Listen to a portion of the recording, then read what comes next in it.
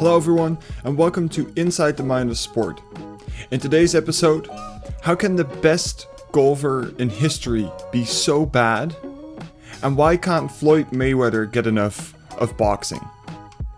If you like the episode, please like and comment or subscribe and share it with your friends.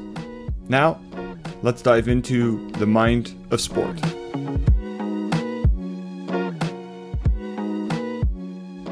To start off today, let's go back 1 year when the greatest golfer of all time, Tiger Woods, made his triumphant return to the sport by winning the Masters. Now, only 1 year later, he puts in his worst performance on a hole as a professional ever. On hole 12 during this year's Masters, Tiger Woods hit a terrible 10-stroke hole on what was supposed to be a par 3. He didn't hit the water once, not even twice. He hit the water 3 times on this particular hole. When asked about it afterwards, he said, "This sport is awfully lonely at some times. No one is going to bring you off the mound or call in a sub. You have to fight through it." Why is it that when things seem to go wrong in sports, they tend to go wrong a lot? And how is it that highly skilled professional athletes can quickly unravel and almost look like amateurs?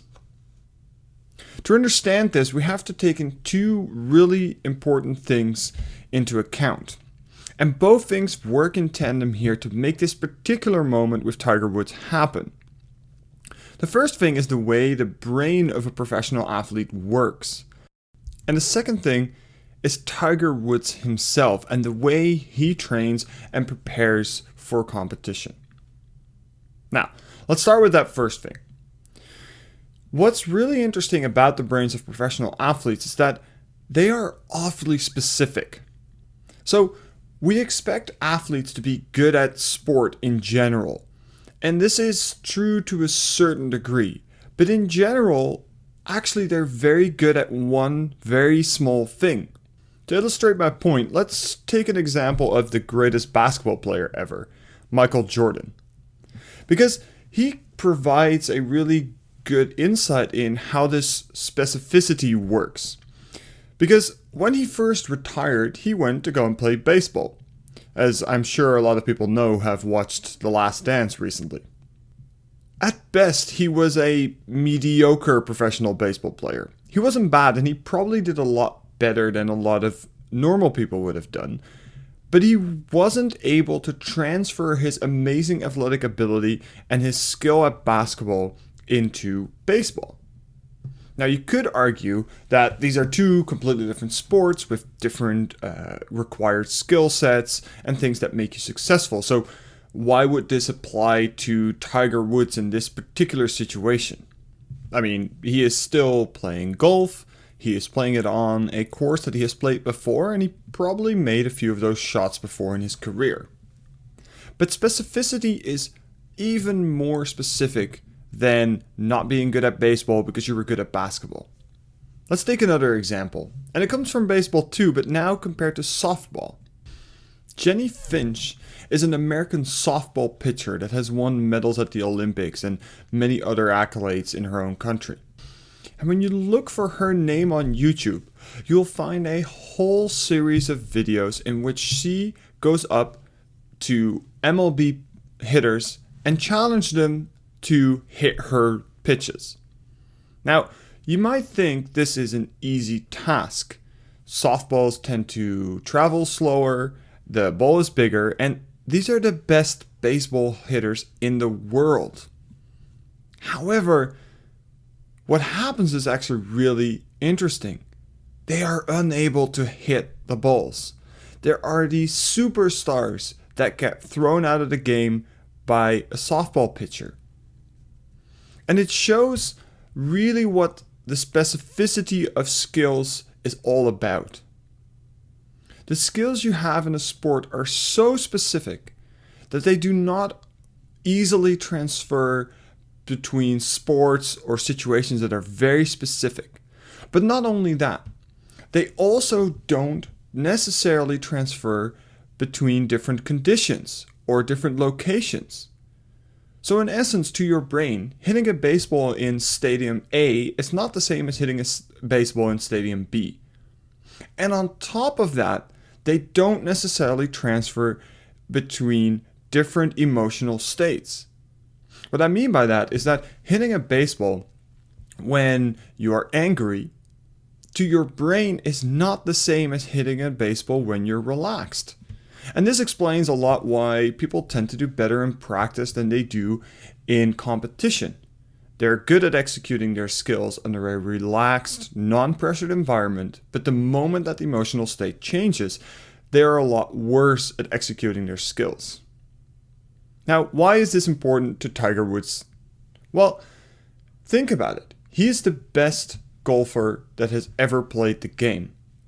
How often do you think he gets into situations in which he is in the water?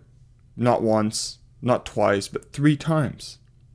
It probably hasn't happened for a very long time in his career. So those shots are not necessarily the same as the ones he takes when everything goes to plan. The moment that first shot doesn't go where he wants it to go, he is suddenly in a situation that he is way less familiar with than if everything went the way he wanted to. Now, if he hasn't practiced these particular shots with this particular pressure at this particular course, he will not be as good at those as maybe other shots. So, in essence, he turns from the best professional golfer ever into just a really good golfer. And that at that level can make the difference between winning and being last. Now, on top of that, in Tiger Woods' case, this might be even more exaggerated. And this is because he is the embodiment of the 10,000 hour rule. Now, if you've never heard of the 10,000 hour rule, it's a theory that says that if you engage in what we call deliberate practice for 10,000 hours, you will be an expert at anything you would want. It doesn't believe in talent or anything like that. If you can get the hours, you can be an expert. Now, I'm not saying that Tiger Woods doesn't have any talent for golf. He probably does. But the way he practices is very structured and very deliberate. And with deliberate, I mean there's always a focus on improving when he practices. However, he believes that doing the same action thousands of times is what's going to get him to the highest level. And this works. This works really well. As we can see, he is the most successful golfer ever. But this way of practicing is very specific. It is probably the most specific way you can practice a particular skill.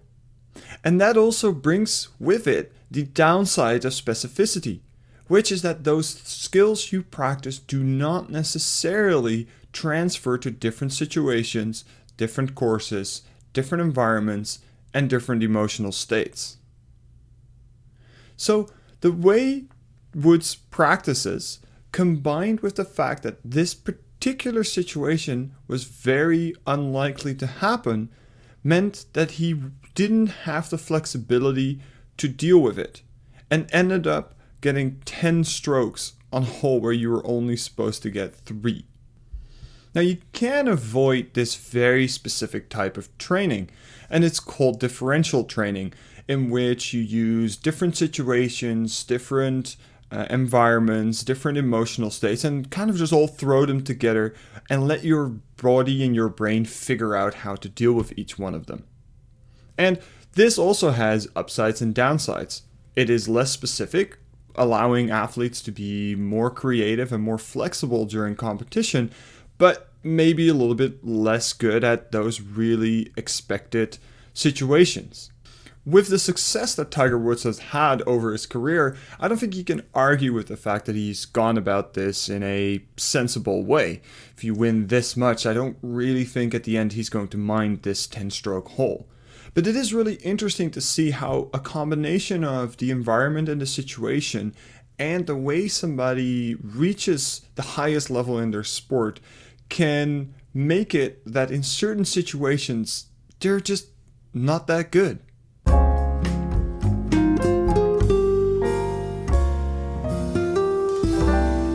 The second story today comes from the world of boxing, where boxing legend Floyd Mayweather announced a comeback. He will be returning to the sport against a later to be determined opponent at an event called Mega 2021 at the age of 43 years old. Mayweather is the most successful boxer ever and is unbeaten with 50 wins and 0 losses in, well, obviously 50 fights. However, after his latest bout with MMA superstar Conor McGregor, he said, "This was my last fight. Ever. Definitely. This really was my last fight." So why would somebody come back from saying something like that and revert his decision and come back anyway? Now, some people will say, doing for the money, etc. But Floyd Mayweather has made over $1 billion with boxing in his career. It has earned him the nickname Money. So it seems unlikely that that's really what is going on here. Now, some other people might say, he's addicted to the sport. He can't go without it. And there's some truth in that, in my opinion, but it's a bit too easy. Because I don't think he's addicted to the sport. However, I think it has to do with a concept called athletic identity.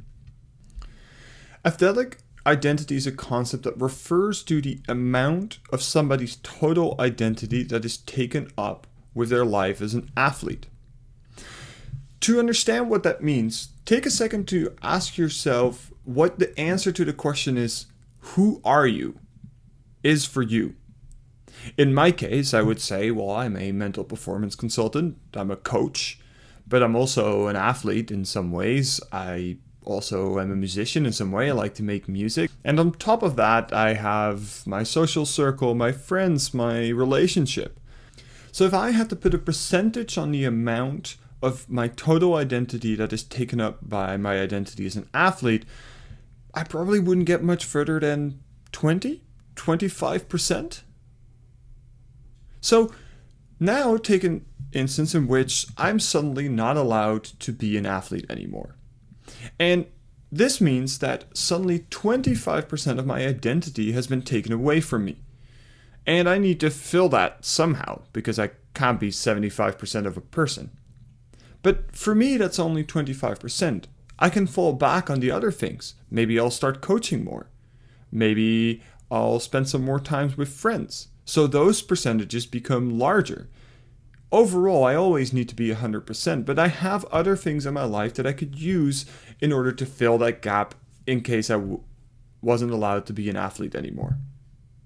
Now let's take a look at Floyd Mayweather. Most of his adult life has been spent as a professional boxer. So it is very likely that if you ask him that same question, who are you? He will say, I am a professional boxer. The part of his total identity that is taken up by his identity as an athlete is going to be really big. It might even get close to 100% because everything in his life is due to or because of his career as a boxer. Think about stepping into your car knowing that you earned it through boxing. Your house through boxing. Maybe you met your partner through boxing. Your friends are from boxing. The moment he retired, that whole part of his identity was gone. His daily routine of training, nutrition, all those kinds of things were gone. So now we have an athlete that went from being 90% a boxer to being 0% a boxer. What do you do with that time? How do you fill it? Some athletes find really good replacements. We see athletes that go into coaching. Others go into punditry. Or they do completely different things. But there is also a group of athletes that just cannot find a different way to spend their time, a different way to fill their identity. And these are often the athletes that make some kind of late comeback. A great example of this is F1 legend Michael Schumacher, who came back a few years after he first retired and just never was as good as he could be anymore. But he just needed to be a racing driver because that's what he was. That was his identity. So maybe Floyd Mayweather has been sitting at home thinking, what besides a boxer am I? What is it that is my identity if I take away boxing? And maybe the answer was not much or nothing. This can really explain why somebody who is so successful, who doesn't need the boxing for anything else, can decide to come back. The only trouble is he going to be as good as he used to be? Because even though he might be missing the identity part of that, at 43 years old, he might not have the physical or mental abilities to be at his very best. And unfortunately, very often these athletic identity comebacks don't end well. And one last thing is, at some point, people with really high athletic identity are going to have to find something else. The comeback is only something that delays that point. He is going to have to find a different identity for himself at some point. A comeback might delay that by a year or two, but then he'll be in the same situation again in 2 years. So hopefully, throughout this comeback, we will also hear some stories about what he's planning to do next. What is he going to do to try and fill that gap that not being an athlete has created?